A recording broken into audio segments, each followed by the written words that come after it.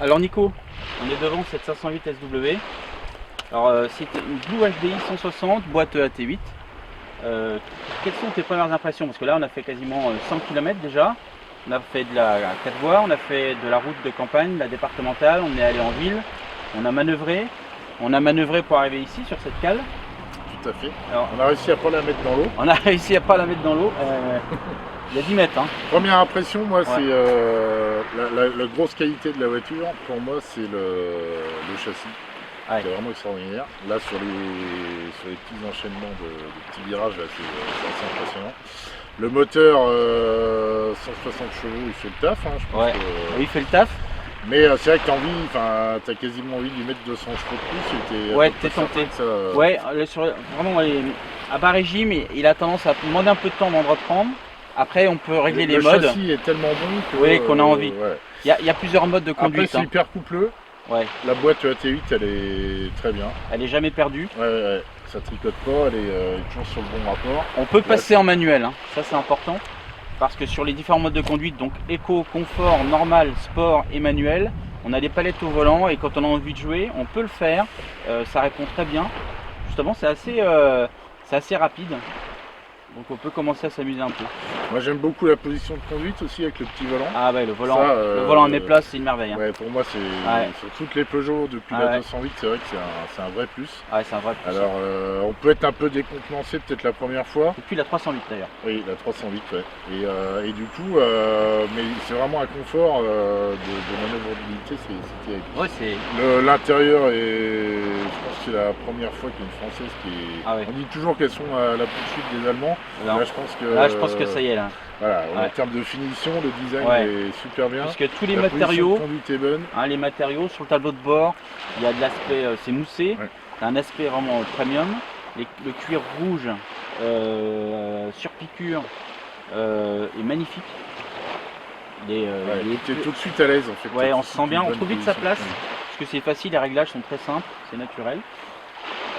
Après tout tombe sous la main naturellement parce qu'on peut régler différentes choses entre la radio, le navigateur, la configuration de la voiture, par les touches piano, il y a des petites touches tactiles juste en dessous et tout ça tombe naturellement, les pictogrammes sont logiques. On n'est pas dans une Opel des années 90 où il fait les deviner. C'est évident que toi par exemple la 308 qui avait tout sur l'écran, oui. c'est pas toujours réactif. Non. Des fois il fallait arriver dans des une touche directe c'est bien. Là c'est vraiment en termes d'ergonomie. Une touche directe c'est bien. Du coup oui, on va vraiment toucher le tactile uniquement pour la navigation. Là c'est le système de navigation qui est chez Peugeot depuis quelques années, depuis la 308.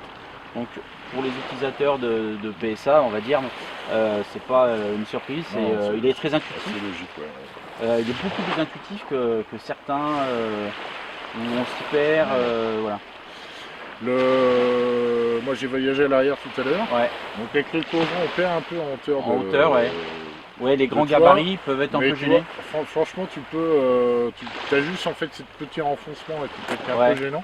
Mais en fait, en termes de hauteur, ça va. Ouais. C'est pas mal. C'est beaucoup mieux que dans la berline où c'est vraiment. Ouais, la berline est plus prononcée à l'arrière, ouais. Donc, c'est la voiture en 160 chevaux comme ça, c'est la voiture idéale du commercial. Ouais. Je pense que oui, pour celui qui fait de la route. Et puis c'est surtout une auto qu'on assume.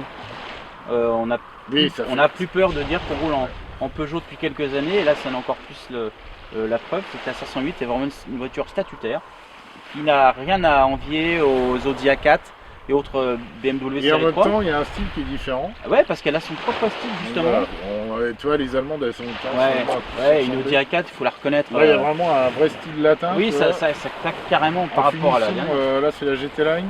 C'est une GT Line, ouais, effectivement. Tu vois, avec les jantes, le combo est sympa. Et puis ça change des SUV qui. Oui. Là, tu as vraiment une vraie berline, tu as le plaisir une vraie voiture. Berline. Et il y a un truc que j'ai remarqué depuis hier, c'est que partout où on la gare, partout les gens nous regardent. Ouais, hier soir, à Grand Camp, les gens s'arrêtaient pour la regarder. Il y a des gens qui ont fait des photos. La voiture la plus récente, c'est une R18 en même temps. C'est pas faux. Mais dans le tunnel de Saint-Cloud, quand je suis parti de Paris, il y a un motard qui s'est mis à ma hauteur et qui m'a fait ça. Un mec avec une Goldwing. Et je me suis dit, c'est quand même pas courant. Ça m'est arrivé avec un break, pas très souvent. Ça m'est arrivé avec la 308 GTI également. Voilà. Et donc on peut dire que l'opération séduction elle est totalement réussie. qu'on a une très belle voiture avec un style vraiment En affirmé. plus, ils avaient vraiment une image sur l'ancienne, qui était une bonne voiture, mais Ouais, qui était l'image du Uber. oui, bah oui. Voilà, parce que tout le monde avait Ouais, ça en noir et pour Ouais. transporter les gens. Là, on sort un peu de ce schéma-là. Ouais. Et en même temps, je pense que les Uber, ils vont quand même. Bah, il commence. On en voit. va quand même en Ah, voir ouais. parce que c'est un véhicule qui est pratique. Ouais. Et à l'arrière, on est très bien assis. Il y a de la place. Moi, j'ai bossé tout à l'heure à l'arrière avec le PC, j'étais très bien. Et puis ça consomme rien.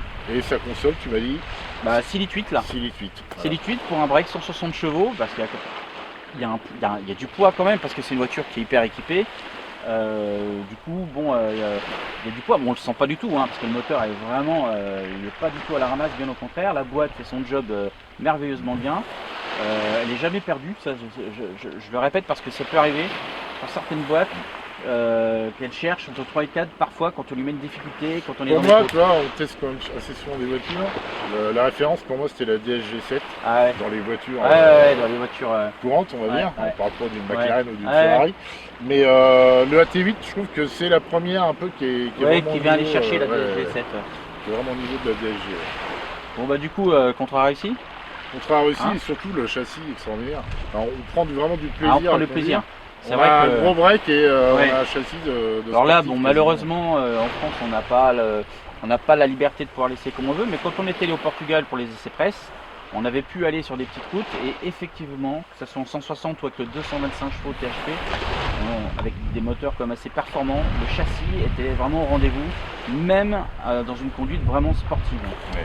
Donc c'est Non, mais opération. c'est un réussie. châssis qui est Voilà. pourrait encaisser Donc beaucoup c'est une plus. Peugeot. C'est hyper sécurisant en même temps. C'est bien une Peugeot, donc si vous devez acheter une Audi A4, une série 3, allez quand même faire un tour chez Peugeot. Vous gagnerez peut-être quelques pourcentages quand même par rapport à l'allemande. Et vous aurez quelque chose de plus original qu'une vulgaire A4 qui fait quand même pas rêver grand monde finalement. Ouais, c'est vrai. Voilà. Merci Nico. Je me casse. Ouais, moi aussi, Je me vais casse. manœuvrer là-bas. Bah, je te propose d'aller vérifier Ouais. le mode amphibie. Ouais, nous allons vérifier le mode amphibie tout de suite. Allez, bande.